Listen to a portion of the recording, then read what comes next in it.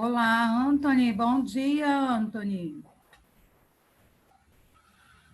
Bom dia, Anthony. Você está aí, Anthony?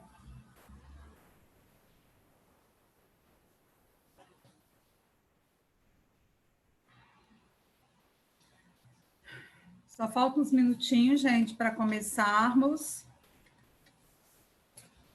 Aí nós temos uma galerinha aí que não apresentou o sarau de poesia. Aí a gente já vai começar com essa turminha, tá? Câmera ligada, vocês já sabem. Eu apresentei, professora. Não, sim, Guilherme.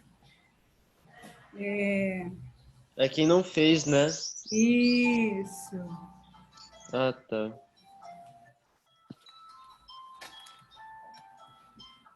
Só um minutinho.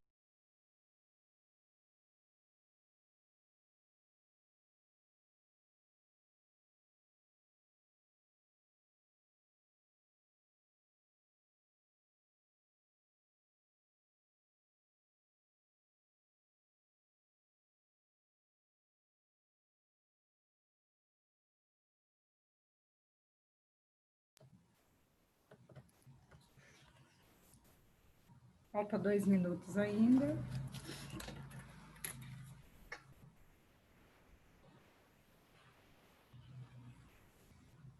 Pessoal, a gente vai trabalhar hoje com um livro na página 13, tá bom? Quem já quiser abrindo o livro, já pode pegar aí Vou ali pegar, professora. o livro na página 13, livro 3.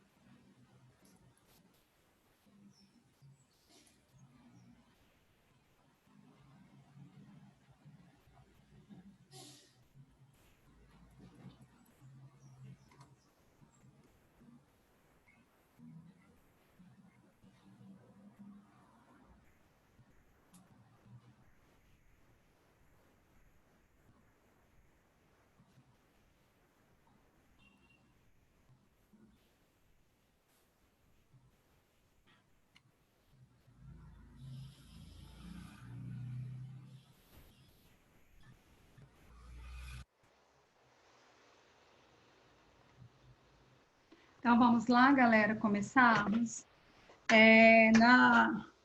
Na semana passada, então, a gente trabalhou o exercício, né, a aula prática de simetria, né, a simetria bilateral e a simetria radial. E com isso a gente utilizou aí como matéria-prima o papel, né? Então a gente conseguiu aí perceber quando a simetria é radial, né, quando a gente tem uma reta que atravessa o centro, né, ela também parte do centro.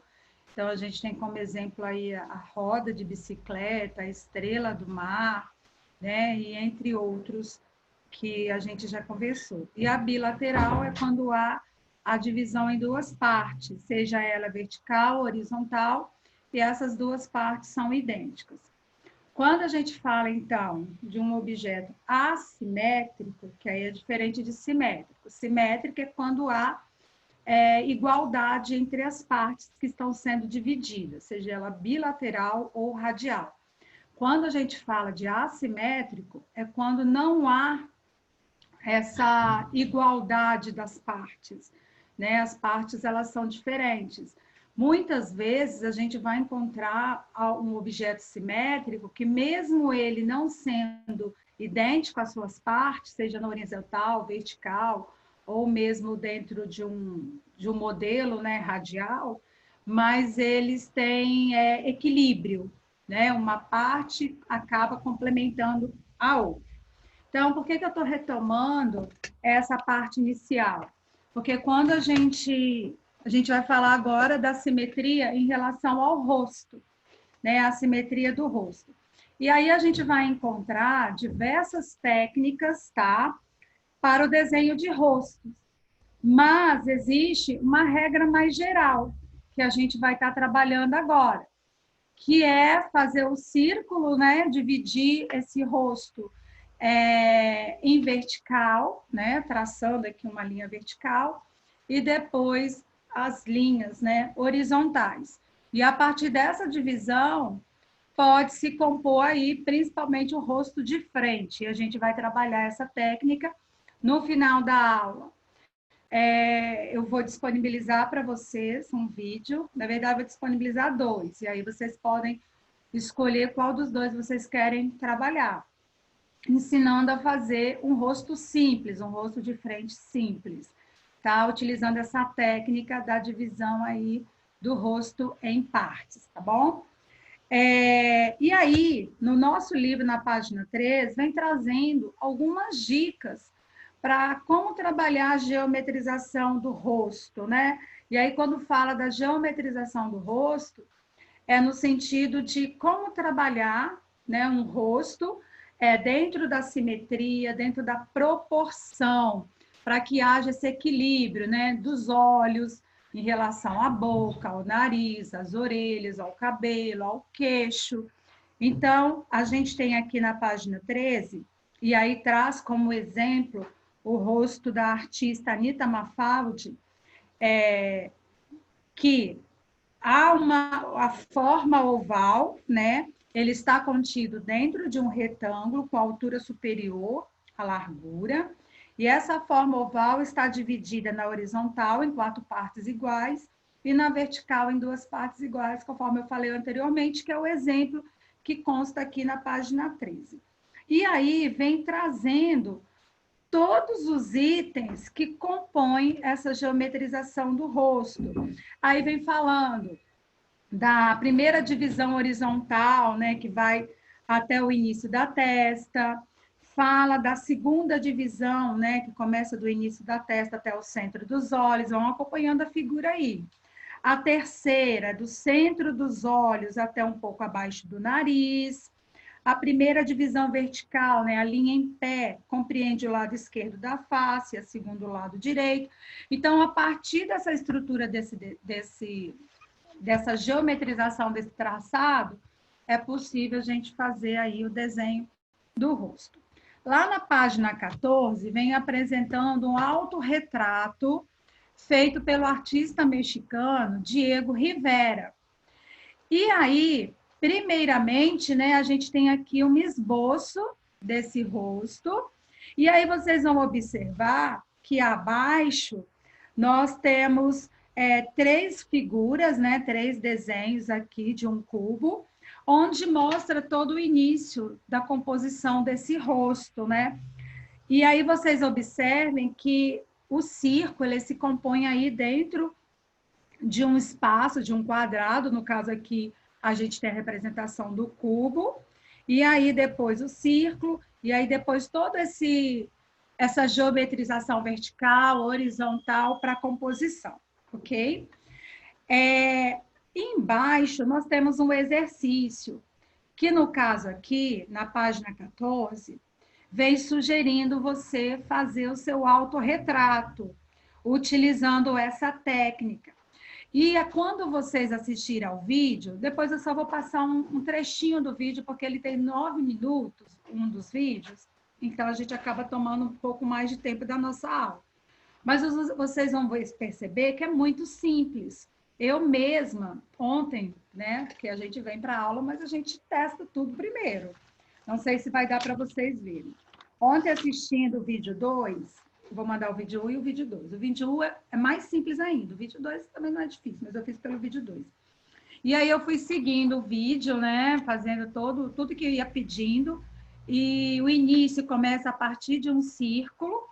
E aí eu consegui chegar aqui num produto final, gente, de um rosto de um sujeito, né? De uma pessoa aí. Dá para vocês verem, pessoal? Eu sabia, velho. Eu falei, mano, aposto que a professora foi se divertir um pouco, né, fazendo isso. É isso aí, né? Antes de passar aí os conhecimentos para vocês, a gente tem que se preparar, testar para ver se vai dar certo. E aqui eu fiz assim, né? Bem rapidinho, não usei um lápis muito bom, usei um lápis grosso, então é interessante usar um HB, né? Um lápis bem tranquilo. E as borrachas também não estavam com uma borracha muito boa, então ficou mais ou menos, mas dá super tranquilo. E aonde a gente quer chegar com esse exercício aí que vocês vão fazer, vocês vão ter que me enviar essa atividade, mas calma, tá? Eu vou depois, no final, orientar certinho a atividade, depois eu vou postar lá no grupo e mandar para o WhatsApp dos pais também. Depois a gente exercitar como fazer um rosto, e aí esse rosto pode ser o mesmo do treino do vídeo.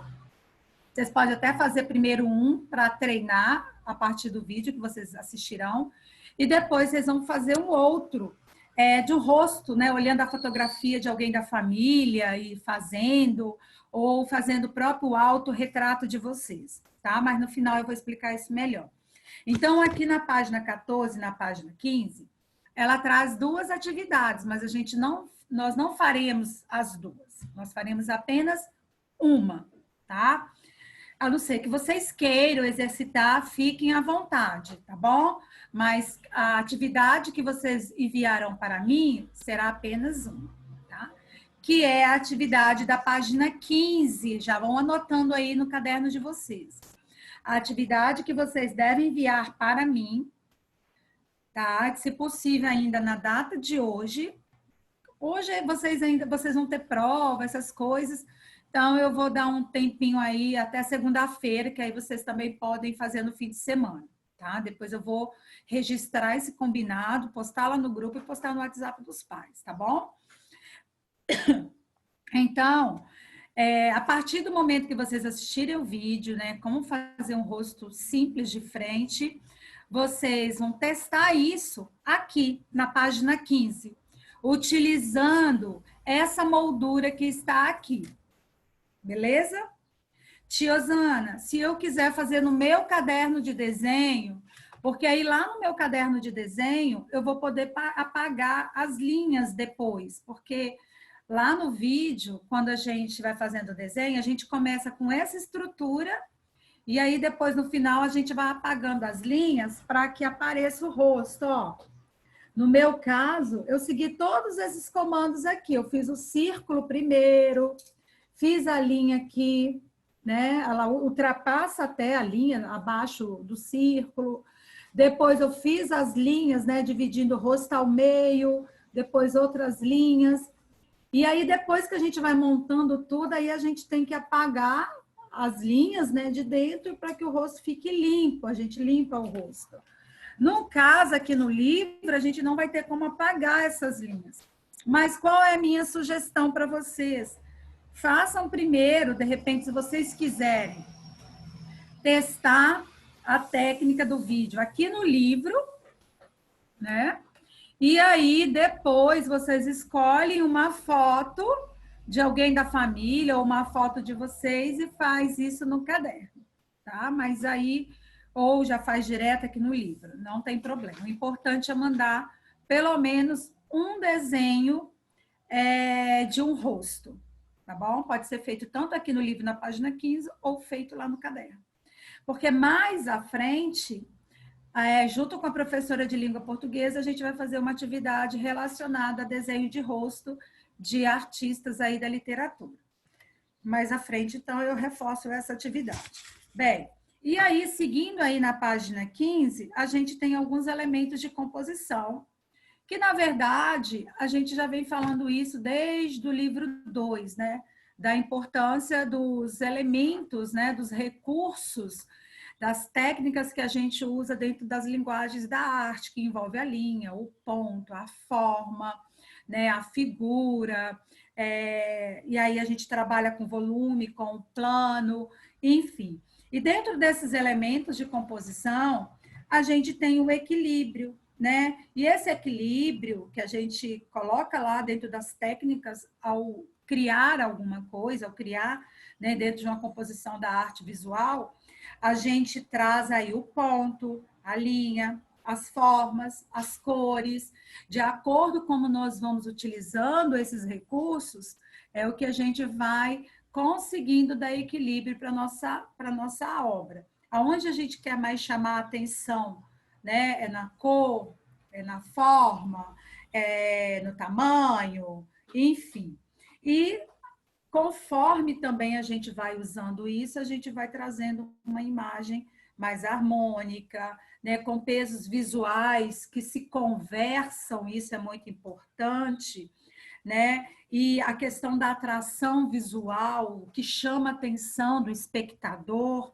Então, a gente tem esses elementos. E é isso, esses elementos de composição, que a gente fala de simetria e assimetria. Bem, embaixo, a gente vai fazer essa atividade aqui juntos e eu quero ouvi-los. Lá na página 16, tem duas obras, tá? E aí a gente vai conversar e vocês já vão responder aqui em cima das obras. Nós temos duas obras, né? Que é do Volpi, ou Volpi, né? E aí, a gente vai observar aqui, nessas obras, qual delas a gente pode dizer que é uma obra simétrica e qual delas é uma obra assimétrica. Observem, por favor, as duas obras. Nós temos a primeira, que é sem título, né? E a segunda, Fachada do Hotel de Iguape. Qual das duas vocês acham que é simétrica? Vamos começar por ela. Ou qual delas vocês acham que é assimétrica? Vou mostrar aqui para quem de repente está sem livro, não sei se vai conseguir visualizar bem. E aí? Observem as duas. Qual as duas apresentam aí uma composição simétrica? Eu não sei, professor, mas acho que é a segunda. Por que, Guilherme, você acha que é a segunda que é simétrica? Eu acho que é a não primeira. sei. Qual é o conceito de simetria, Guilherme? Você pode falar? A primeira eu acho que você tem acha que os é dois qual? lados iguais. Pera lá. Fala, Métel. A primeira eu acho que tem os dois lados iguais. E por que você acha que não é a segunda, Métel? Porque a segunda tem umas coisas em cima que não tem embaixo. E tem cores diferentes também. Muito bem, Métel. É isso mesmo, Guilherme. Se você observar bem, o Métel ele traz aí a resposta correta, tá? A primeira, a gente vê a simetria, porque se eu pegar essa obra e dividi-la ao meio certo, nós vamos observar que tudo que ficar do lado direito é idêntico ao lado esquerdo, tá? Quando a gente olha para a segunda obra, tá? A gente observa que as janelas, elas são diferentes, detalhes que tem na parte superior, ela não tem na parte inferior. Por exemplo, na parte superior tem bandeirinhas, na parte inferior tem? Não tem, entendeu? Mas aí, mesmo sendo assimétrico, a gente observa que há um equilíbrio, né? Por quê? Porque os eixos se encontram. O que é o eixo? É quando a gente tem uma obra que, mesmo eu dividindo ao meio, eles se encontram, eles se equilibram. Aquilo que está visualmente no lado superior, ele se compõe, ele se harmoniza com o que está no lado inferior. Ou seja, não é algo tão diferente, tão agressivo, que desmereça, né, o visual daquilo que nós estamos observando. Mas é um quadro assimétrico. Por quê? Porque as partes não são idênticas. Ficou claro isso para você, Guilherme? Ficou. Aí você agora consegue ver que, de fato, o primeiro é simétrico e o segundo é assimétrico? Sim. Sim, então eu quero que vocês, quem estiver com o livro, coloque essas respostas aí. Então, a primeira resposta é simétrico ou simetria, e o segundo é assimétrico ou assimetria, tá? Fechamos aqui, então, essa parte.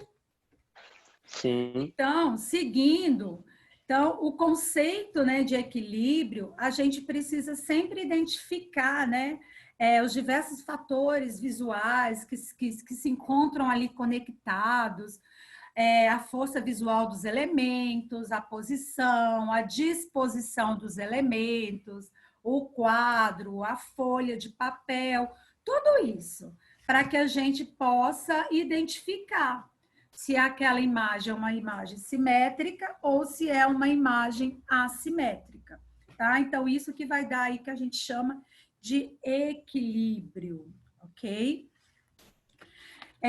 Depois, lá na página 18, nós já trabalhamos até sobre esse assunto, ritmo e movimento. Então, eu não vou nem pedir atividade, tem uma atividade aqui na página 19, mas eu não vou pedir essa atividade, não. Por quê? Porque, posteriormente, eu vou fazer eu vou usar o termo bingo, tá? Bingo das linhas com vocês. Primeiro, eu vou disponibilizar, né, todos os tipos de linhas para que vocês conheçam. Depois, numa aula prática, a gente vai fazer esse bingo das linhas, onde a gente vai trabalhar com ritmo e movimento, né, trabalhando repetição, alternância, progressão. Então, esse conteúdo, a gente acabou vendo isso lá no livro 2, tá? Entre ritmo e movimento. Mas, então, só para lembrar, o ritmo, ele existe, naturalmente, não só nas artes visuais, mas na natureza, quando a gente observa aí, por exemplo, o movimento das águas de um rio de forma constante, o trote de um cavalo, o andar, né, cadenciado de alguém. A gente viu que o ritmo, né, existe no corpo humano, com as batidas do coração, com a nossa respiração, enfim, o ritmo ele está em todos os lugares. E na arte, a gente tem aqui basicamente 3 formas de criar o ritmo e movimento em uma composição, que é a repetição, a alternância e a progressão. A repetição é a criação de linhas, de formas, de cores, de textura, de luminosidade de forma repetitiva, que pode ter alguns intervalos ou não. Então, o artista ele confere ritmo e movimento por meio dessas técnicas, usando linhas, formas, cores, texturas, luminosidade. E aí existe um padrão, né, que geralmente produz aí o efeito da monotonia. Então, a gente tem aqui o exemplo, ó, da linha, por meio da corda, movimento de sobe, desce, né, meio na forma mais oval superior, da repetição de quadrados, a gente chegou a fazer esse exercício lá no livro 2. A alternância é a criação de arranjos, né, de elementos que dispostos eles podem alternar. Então, eu posso começar com um círculo, um quadrado, um triângulo, círculo, quadrado, triângulo. Estão lembrando desse exercício que vocês fizeram lá no livro 2? Não? Vocês chegaram até a enviar para mim essa atividade. Sim. Sim, né? A gente também viu como que o ritmo aparecia em 2 obras, né? Se eu não me engano, uma tinha umas bandeirinhas, é porque eu não lembro agora o nome do artista. Então, o ritmo ele vai ser criado de forma a ter essa produção visual interessante mesmo, né?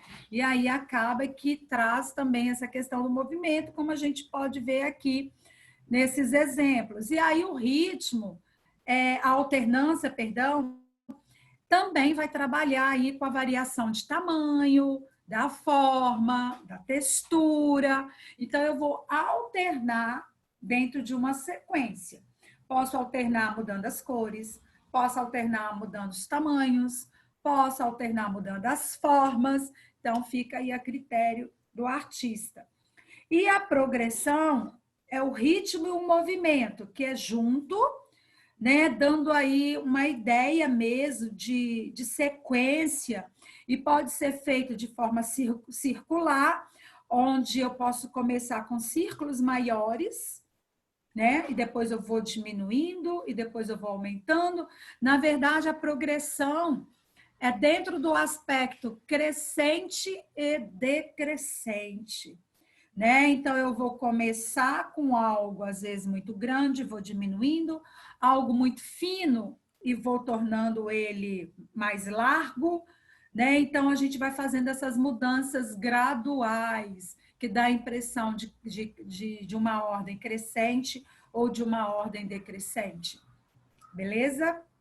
Então, essa atividade aqui, posteriormente, a gente vai fazer um trabalho no final do livro 3.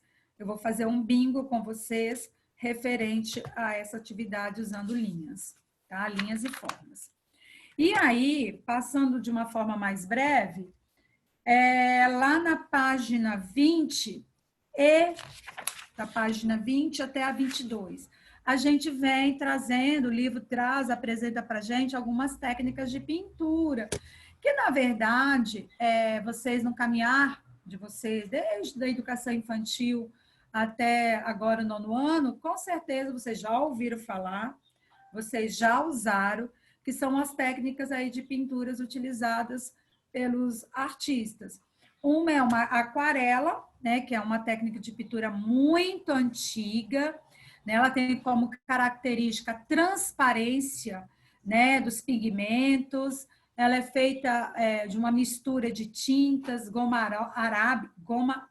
arábica diluída em água, e o resultado, geralmente, quem usa a aquarela é uma pintura muito leve, né, muito luminosa.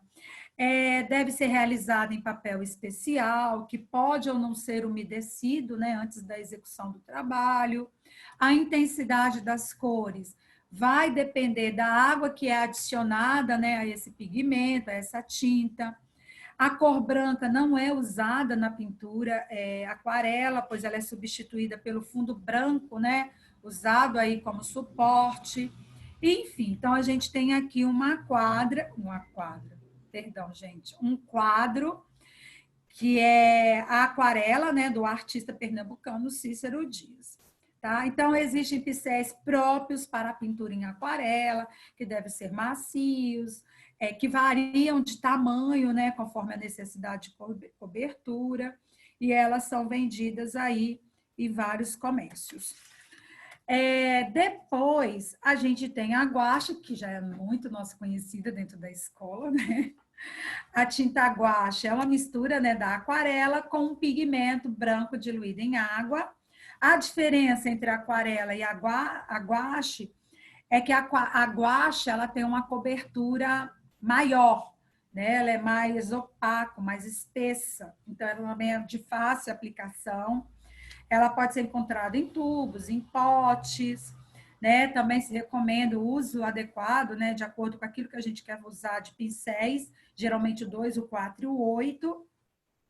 E assim como a aquarela, o cuidado é aplicar o pigmento sempre sobre, né, no caso da guache, um papel mais grosso, que aí não vai deformar e nem enrugar. Então, a guache é muito usada. E depois, na página 22, a gente tem a acrílica, a tinta acrílica, que ela é utilizada a partir da década de 60, e ela é composta de uma cola plástica ou resina sintética líquida e pigmentos que tem uma consistência mais cremosa.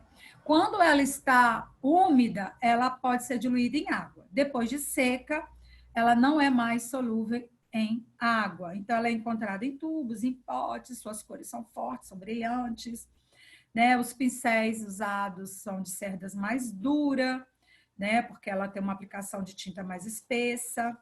E utiliza-se também, né, pincéis com cerda mais macias, que vão variar, ok? E a característica mais importante da tinta acrílica é a rapidez da secagem, né? Em aproximadamente 30 minutos, ela está totalmente seca, possibilitando aplicar outra camada de tinta. E assim como a aquarela e a guache, né, quando diluída, né, torna-se também transparente. E aqui tem uma obra, né, de um artista norte-americano, Mark Rothko, acho que é isso o nome. E para a gente nós irmos terminando e eu retomar aí a orientação da atividade, a questão da proporção, né? Então, a proporção é sempre em relação a um objeto menor, em relação a um objeto maior. Então, uma bola de tênis, ela é pequena se comparada, por exemplo, a uma bola de basquete. Né? Então, a gente tem aí uma proporção, pequeno, grande. Por exemplo, agora, se uma formiga, né, em relação a uma bola de tênis, para a formiga, né, que é muito miudinho, olhando para aquela bola de tênis, a bola de tênis vai aparecer aí, né, de 20 andares, uma coisa muito maior, né, enfim. Então, a proporção é quando algo parece maior do que outro objeto que está ao lado dele, ou menor, né, um gigante, um anão. Então, a gente também tem esse jogo aí, quando nós vamos criar, né, a proporção. O que a gente quer que esteja muito pequeno em relação a um outro objeto, muito grande, ou em proporção igual, tá? Então, essa atividade aqui também nós não teremos necessidade de fazê-la.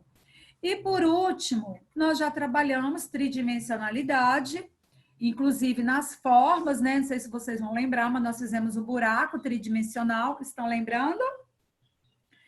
Já. Sim, né? Então, a gente trabalhou muito essa questão do volume, né? Da forma, da tridimensionalidade nas artes visuais em objetos. E aí também tem a tridimensionalidade na escultura, no corpo. E aí a gente está falando de corpo humano, que é quando é possível, né? A gente tem três elementos: a largura, a altura e a profundidade. Então, é possível também a gente trabalhar a tridimensionalidade por meio do corpo, e é daí que a gente tem as esculturas. Então, aqui também na página 26 e 27, a gente tem alguns exemplos desse trabalho tridimensional com a figura humana, tá? Voltando, então, para a orientação da nossa atividade. Pessoas, anotem aí no caderno para que ninguém perca essa atividade. Essa atividade vai compor aí a finalização dos nossos 10 pontos e meio. Lembrando que na aula passada a gente fez a simetria de papel e acho que tem 2 ou 3 alunos que não me mandaram, tá? Vale 3 pontos. Quem já fez, eu já registrei a nota. Então, fiquem atentos a isso, tá bom? A atividade, então, da página 15, que vocês farão, pode fazer aqui no livro ou no caderno, é o desenho de um rosto. O desenho deste rosto pode ser um rosto qualquer, pode ser um rosto de alguém da família de vocês, ou pode ser um autorretrato, que é o seu próprio desenho. E para fazer esse rosto, você vai assistir ao vídeo, que eu vou disponibilizar 2 vídeos, e você vai assistindo e vai dando pausa. Eu fiz assim ontem. Faça um círculo. Aí eu dei pausa e fazia o círculo. Voltava o vídeo. Faça uma linha vertical. Dava pausa e fazia. E aí eu ia fazendo tudo isso para chegar nesse rosto que não ficou tão lindo, mas ficou um rosto, né, de uma pessoa muito brava, mas ficou. Tá? E aí, depois, no final, vocês podem trabalhar a cor do cabelo, ou pode deixar aí tudo no grafite, que também vai ficar bem bacana.